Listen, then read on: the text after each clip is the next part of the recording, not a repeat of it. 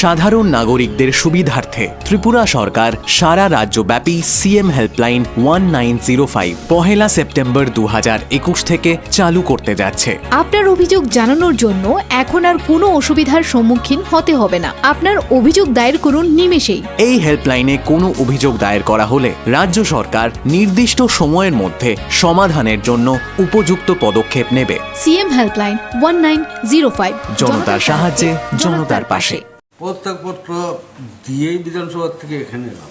তো বিধানসভাতে deputy speaker ছিলেন, ওনার কাছে আমি পদত্যাগপত্র দিয়ে এসেছি। কিন্তু পরবর্তী সময়ে আপনারা যারাই বলুন যে কী কারণটা আমি এখন বলবো না, এবং এটা আমার পার্সোনাল ব্যাপার, এটা কাউকেই বলা যাবে না। আপনারা এসছেন, আপনাদেরকে অভিনন্দন জানাই, ধন্যবাদ জানাই। এর বেশি আমি কিছু বলাটা ঠিক হবে না।